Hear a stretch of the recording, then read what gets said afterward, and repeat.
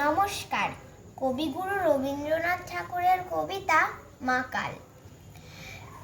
গৌর বর্ণ নধর দেহ, নাম শ্রীযুক্ত রাখাল। জন্ম তাহার হয়েছিল সেই যে বছর আকাল। গুরুমশাই বলেন তারে, বুদ্ধি যে নাই এক্কেবারে। দ্বিতীয় ভাগ করতে সারা 6 মাস ধরে নাকাল। রেগে মেগে বলেন, বাঁদর, নাম দিনু তোর মাকাল। নামটা শুনে ভাবলে প্রথম, বাঁকিয়ে যুগল ভুরু। তারপর সে বাড়ি এসে নৃত্য করলে শুরু। হঠাৎ ছেলের মাতন দেখি সবাই তারে শুধায়, এ কি? সকলকে সে জানিয়ে দিল, নাম দিয়েছেন গুরু।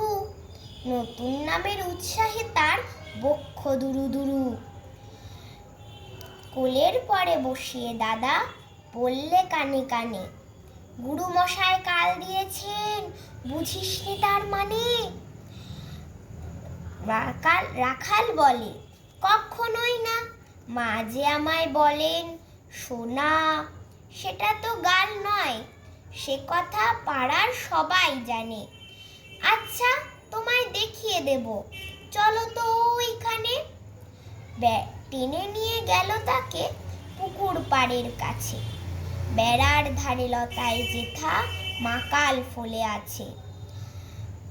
বললে দাদা, সত্যি বলো, শোনার চেয়ে মন্দ হলো? তুমি শেষে বলতে কি চাও, গাল ফুলেছে গাছে? মাকাল আমি, বলে রাখাল দুহাত তুলে নাচে। ও দোয়াত কলম নিয়ে ছোটে, খেলতে নাহি চায়।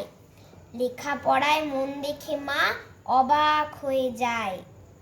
খাবার বেলায় অবশেষে দেখে ছেলের কাণ্ড এসে।